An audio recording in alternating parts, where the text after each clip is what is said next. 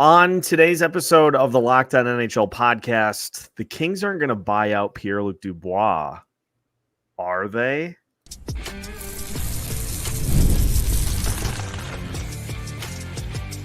You're Locked On NHL, your daily podcast on the National Hockey League. Part of the Locked On Podcast Network, your team every day. What's happening, everybody? Welcome into another episode of the Locked On NHL podcast. We are your team every day, and we thank you for making Locked On NHL your first listen each and every day.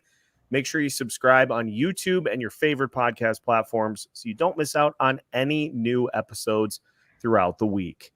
Today's episode is brought to you by Monopoly Go. Game off. We're going to talk more about Monopoly Go. This fast-paced game lets you team up with friends for tournaments to unlock awesome prizes like unique stickers for trading, cool playing pieces, and hilarious emojis for taunting your friends. So download Monopoly Go now free on Google Play or the App Store. Game on. On today's episode of Locked On NHL, we discuss some news making the rounds here as we move to round 2 of the Stanley Cup playoffs. We'll talk about Rick Bowness calling it a career after a 2-year stint with the Winnipeg Jets. We'll also discuss the Los Angeles Kings just even having the possibility in their heads of buying out Pierre-Luc Dubois 1 year into his 8-year contract. And we'll also take a look at round 2. The matchups are set. Who do we think has what it takes to move on beyond round 2? My name is Seth Toupal, host of Locked On Wild, joined by Nick Morgan of Locked On Predators here for today's show. Nick, we got a lot to get to here today. And we're starting with just another, I don't know that I ever remember there being this amount of coaching turnover from one season through to the off season. And another spot has opened up because Rick Bowness has decided to call it a career, just a long career for Rick Bowness of being a player, being a coach. And I saw on Twitter today that it was reported that he was considering this after he left Dallas.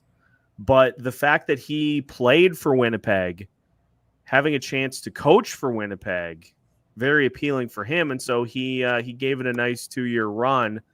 But end of the line for Rick Bowness as a head coach in the NHL. And the thing that I like that we can lead off with is one of the more well-regarded coaches, I think, in the NHL. A guy who is just routinely liked.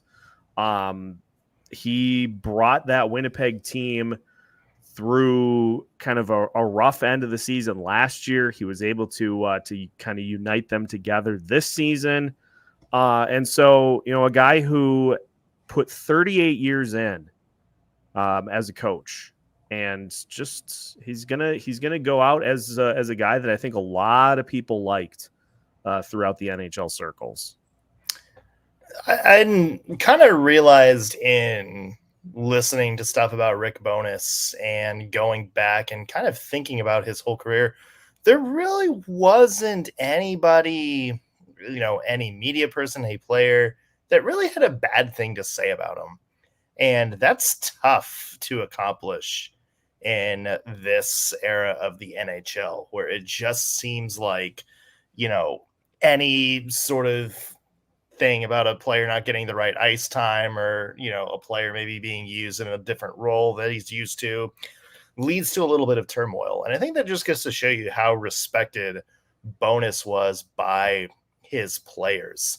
It's funny because if you're sort of just a casual NHL fan, when he was made the interim head coach in Dallas for the first time back in 2019, a lot of people were like, oh, this is kind of a name I've never really heard of before, not really familiar with. So it's kind of wild to go back and do some research. And it's like, this guy was an NHL head coach in the 1980s. which is, yeah, like his first coaching job was before I was born. So it's wild to think about that. He's been around the league this long as a head coach, as an assistant coach. It's crazy, but good luck to whatever he winds up doing. And yes, I kind of do remember when he was hired in Winnipeg, there was sort of that kind of like weird understanding of this isn't going to be like the long-term guy. Yeah. Winnipeg. We remember there was like the Barry Trotz rumors floating around, like he might take a year off and then take a job. This seems like it was, him being like, I'll come back where it started for maybe 1 year, maybe 2 years, and then maybe fill the gap to see, if there's another coaching candidate out there. The crazy thing too, Nick, is I'm looking at his coaching tenure, is that he had a gap from 03 to 04 to 2019, 2020.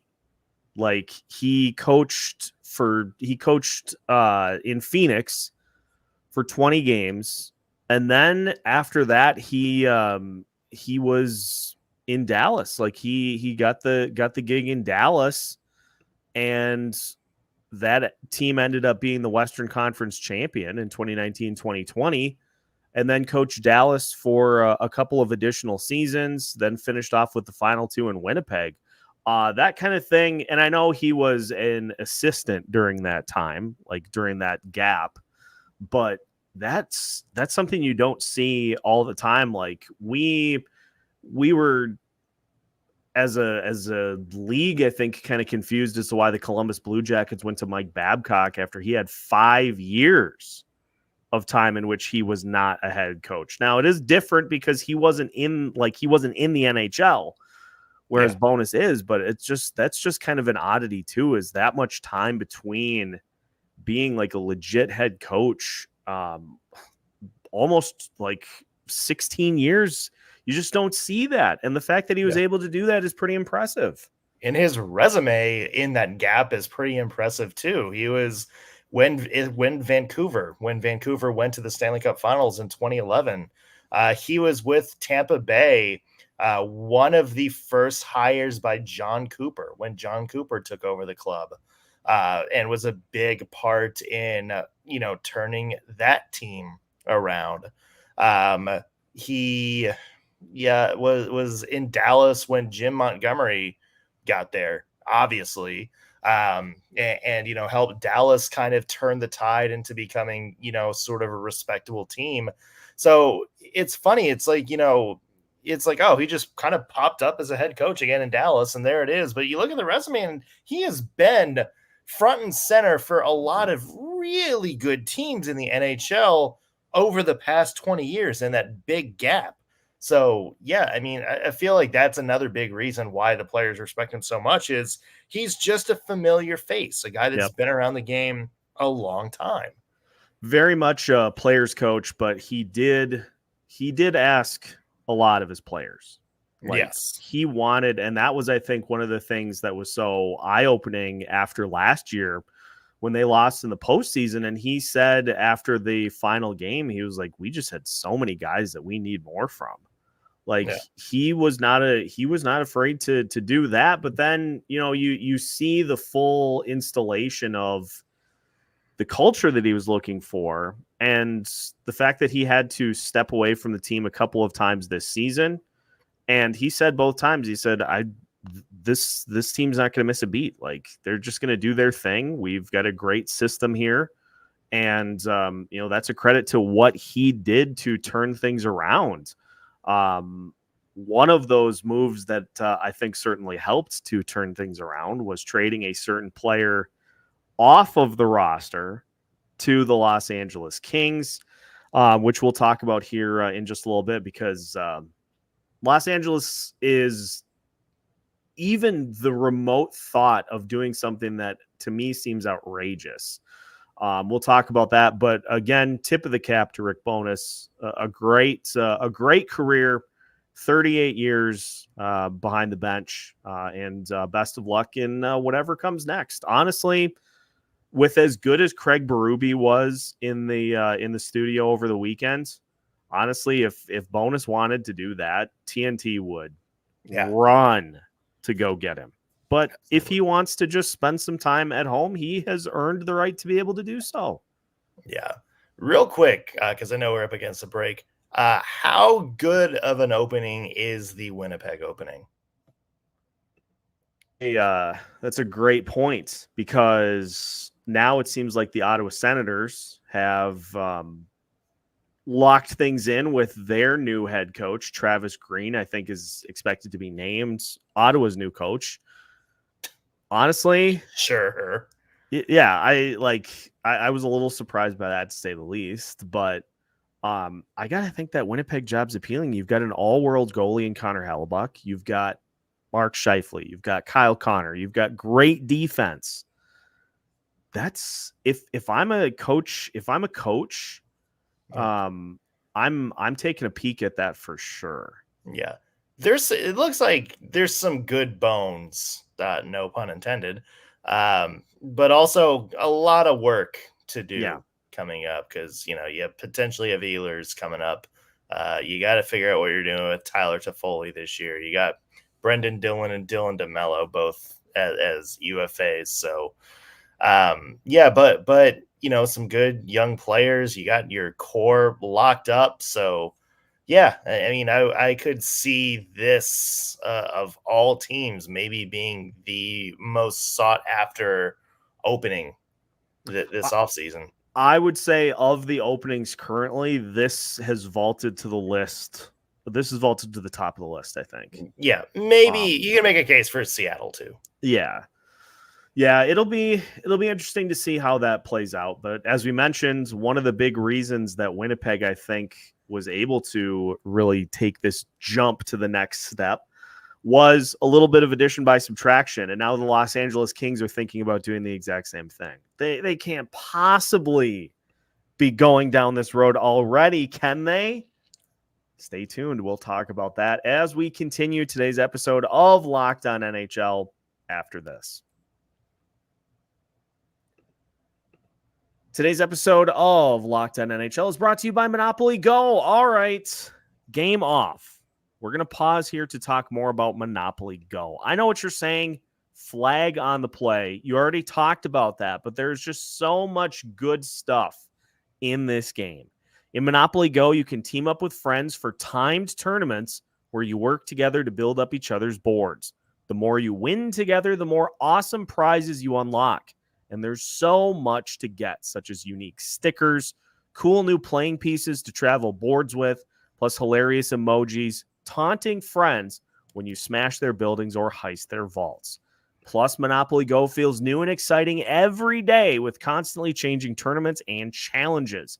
A ton include their own unique mini games, like digging for treasure or a robot pachinko machine.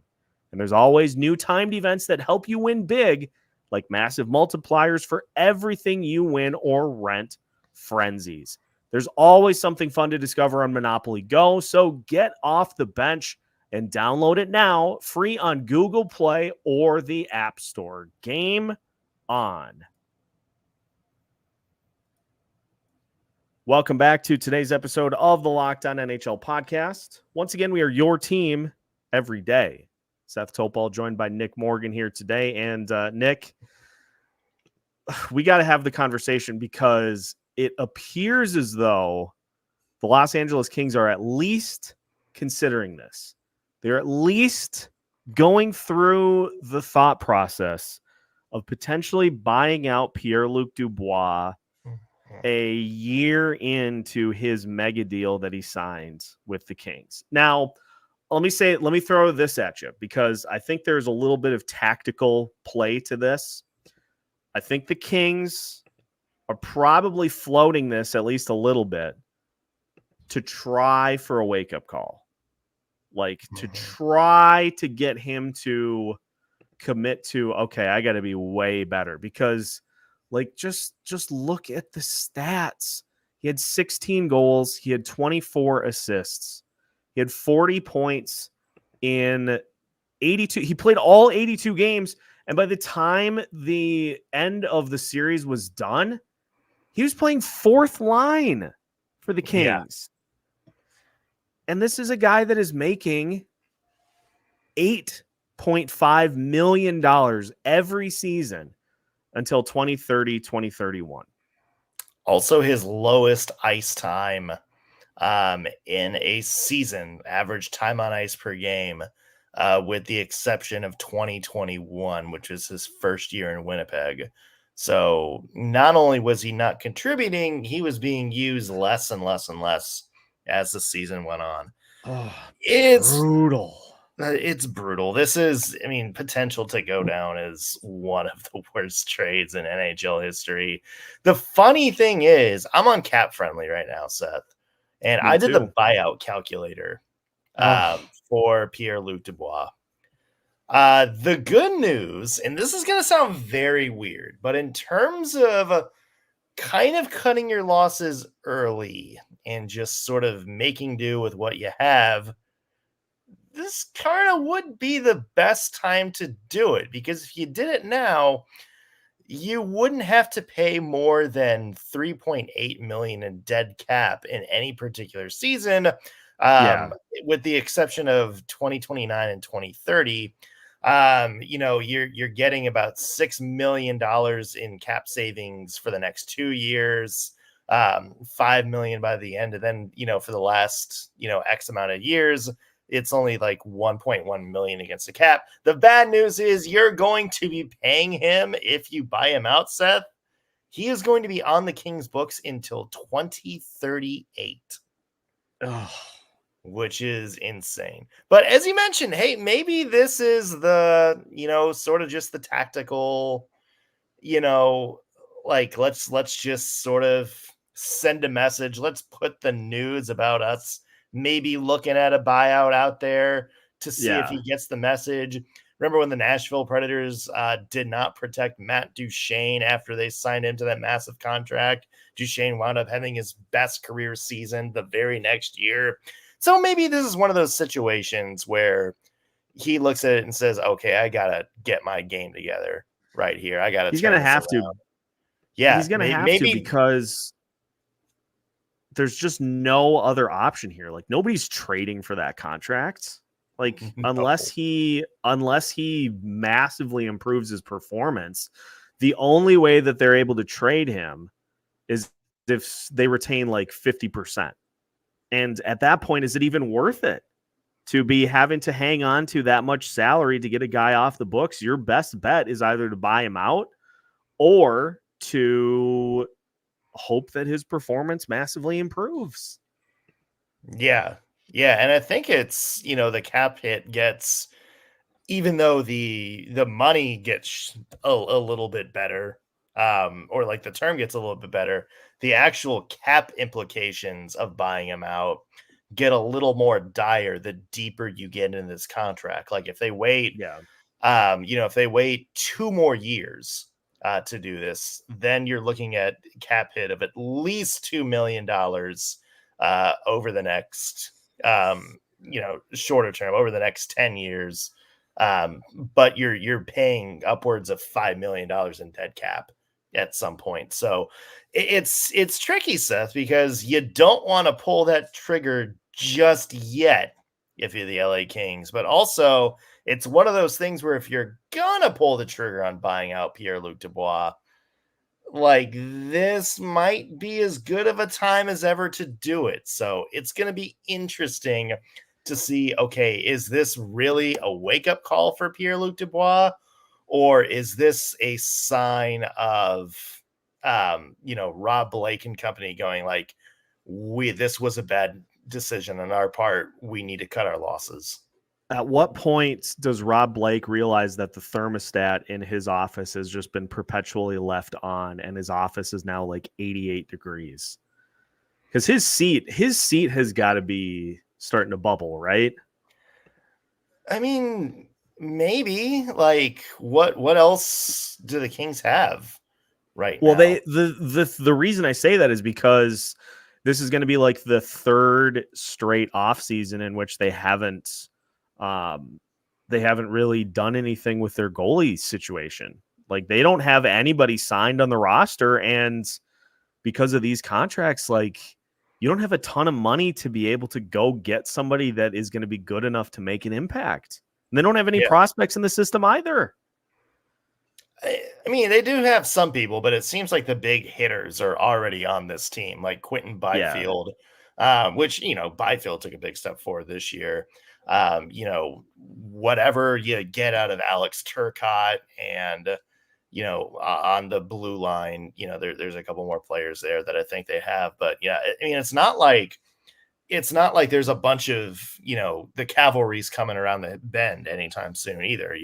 This is probably, the combination of the core that are going to help the Kings at the very least beat Edmonton in the first round at some point, are probably in this locker room, in this roster mix already. So yeah, I mean, it's going to be interesting. Like, you're going to have to take a serious look and be like, look, is Pierre-Luc Dubois the answer we're hoping? And, is he the player we thought he was going to be when we traded a lot of people to get him? Or, if he's not, do we need to cut our losses now? That's going to be a very tricky conversation coming up this offseason for the LA Kings. Most definitely. I'm just trying to manifest a Philip Gustafson to Los Angeles trade for one of Los Angeles's young pieces to add to the Minnesota Wild's mix. So that's why I brought the goaltending up, is because I'm just trying to summoning circle that into existence as a potential landing spot for him. So we'll see what happens. And speaking of, we'll see what happens. We know the second round series, as we had a crazy game 7 between Vegas and Dallas over the weekend. Dallas prevails. And so now our second round series are set. So we'll talk about those to finish today's episode of the Locked On NHL podcast after this. Today's episode is brought to you by FanDuel. Folks, we made it to winner take all time in both the NHL and the NBA. And to celebrate, FanDuel is giving you a shot to bring home a big win all of your own. And that's because right now, new customers get $150 in bonus bets with any winning $5 bet. That's $150 to bet on spreads, money lines, player props, and more. So visit FanDuel.com/lockedon and make every playoff shot count. FanDuel, America's #1 sportsbook. One final segment of today's episode of the Locked On NHL podcast. Once again, we are your team every day. Seth Toupal and Nick Morgan finishing things off. Nick, we've got our 2 second round series, Dallas and Colorado. And we also have Edmonton and Vancouver. Let's just talk through both series here to finish things off. We'll start with Edmonton and Vancouver. You had a better opportunity to get a look at the Canucks. Who do you like between Edmonton and Vancouver in that half of the bracket? To me, that I'll just go ahead and, not bury the lead. To me, I'm picking Edmonton in this series. I think the key is going to be who can play whose game. Yep. Because you look at the Vancouver Canucks and what they're about. They are, quote unquote, the boring hockey game team. They don't give up a lot of shots on goal. They're notorious for just sort of, having this high contained defense that doesn't allow a lot of chances. At the same time, they don't put a lot of offense on net themselves. They're very patient with the puck. They will hold the puck for almost a infuriating long amount of time, just waiting for that defense to make a mistake. That's why they were 6th in the NHL in scoring last year, but in the late 20s in terms of shots on goal. They're very efficient. Meanwhile, Connor McDavid is not that kind of guy. The guy is hockey on cocaine. He is just balls to the wall every time. And so is the entire Edmonton Oilers offense. They're just a suffocating amount of offense. They like to go fast. They like to put whatever they can on net. So to me, it's, for Vancouver to have a chance in this series, they got to slow that down and make Edmonton kind of play that type of, patient, low event style of hockey. Because I trust, Connor McDavid and Leon Draisaitl to sort of buck that style of play and, kind of, force the Vancouver Canucks to play that faster, more open type of game. And I think that's where Edmonton would have the advantage. I think now that I've had an opportunity to think about it, I think I'm going with Edmonton here as well. Honestly, it comes down to the goaltending for me. The fact that Vancouver has lost Casey DeSmith, Thatcher Demko at various points. Now, it sounds like DeSmith is going to be able to maybe come back, but I just, if DeSmith isn't able to take the lead in the net for Vancouver, I just worry about trusting a young goalie in as tight as this series is going to be. It's going to come down to we saw the momentum in the Dallas Vegas series. We see it in every series. Momentum is going to be so critical to be able to get. And if you lose it on if you lose it on one of those kind of 50-50 goals that it's oh geez, the goalie should have it. It's going to be hard to get it back. And special teams wise, Edmonton has just an outrageously good power play. I think those are going to be the things that kind of put them over the top in this series. Although I will say, you mentioned goaltending questions. No one's goaltending has inspired more confidence in the playoffs the last 5 years than the Edmonton Oilers. So honestly, my barometer for if Edmonton is playing well is, did their goalie give up a goal from center ice on just a throw-in shot?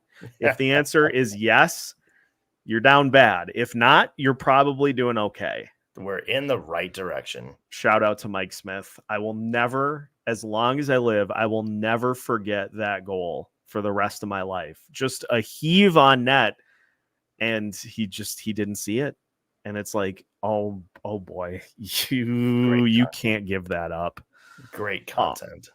The final series, Dallas and Colorado. I say the final, it's the other series. There are two series. Dallas and Colorado. This is going to be something else, because Dallas has the depth. They've got Jake Ottinger, who has rounded into form. He was great in the series after game 1. Yeah. But it feels like Colorado woke up after game 1 against Winnipeg, and they were on another plane of existence the rest of that series. So who do you have in this one? Yeah, 5.5 goals per game in that Winnipeg series for the Colorado Avalanche. Hey, remember we were talking about the Avs fans being concerned? Not anymore, Seth.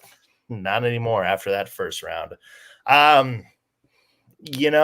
This is funny because number one, I think the winner of this series is the West rep in the Stanley Cup Finals. Yes. I'll go ahead and make that prediction right now.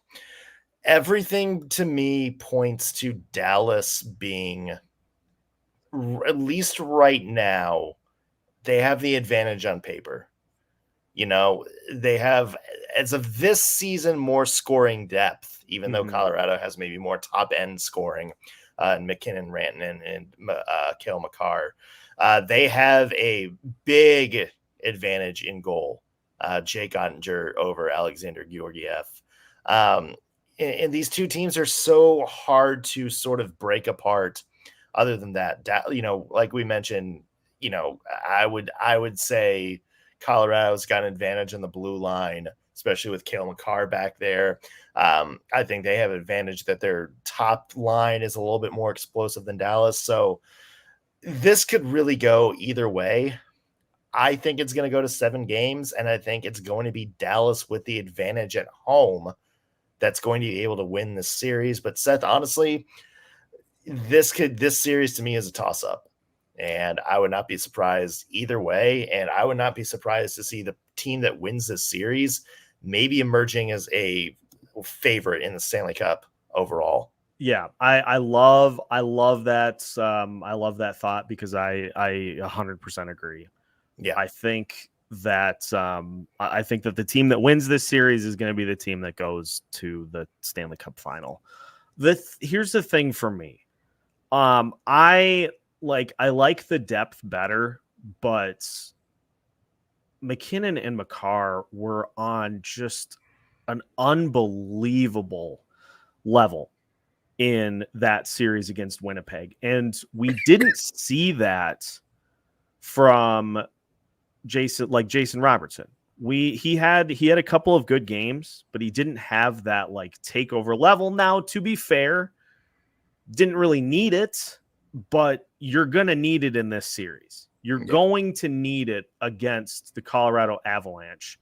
And so if they don't get it from him, that's going to be trouble. And the other thing that I found was interesting is the fact that Dallas was essentially playing 5 defensemen.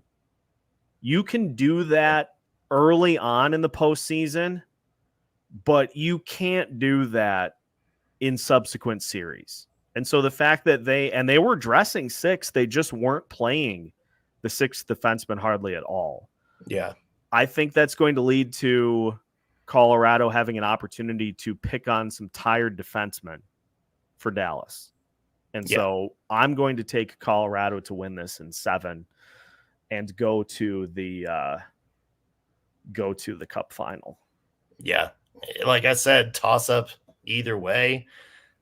It's going to be interesting. So I'm looking forward to this series. This is going to be so much fun. Yeah, 100%. Well, that's what we have for you, and we'll finish the show today. Nick, this is your final venture here on the Tuesday edition of Locked On NHL. Yeah.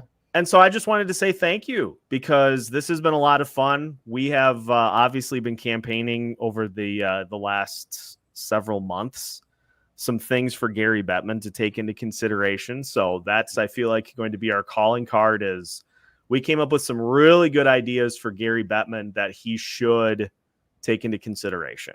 Yeah. And so I appreciate all the weeks that we were able to hang out here and to have a good time, and best of luck to you in what comes next. Yeah, I appreciate it, man. Yeah, I've been a Locked On for 4 years. Part of this show for the last almost full year.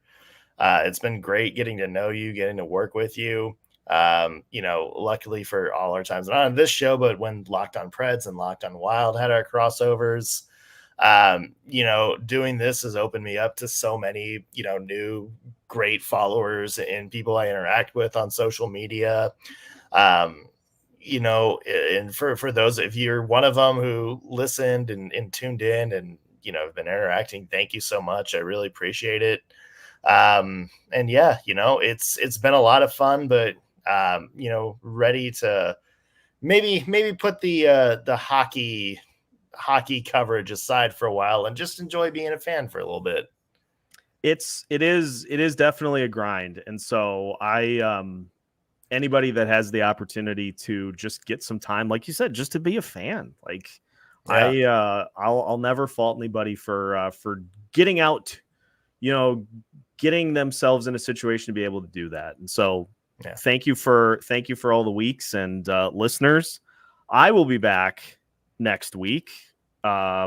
We'll see who is in the co-pilot's chair, but we'll have Locked On NHL for you coming up next week, Western Conference Tuesday. And make sure to subscribe if you have not already. Make sure to hit that like button. And thanks for hanging out on today's episode of Locked On NHL. We've got new episodes for you every Monday through Friday as part of the Locked On Podcast Network.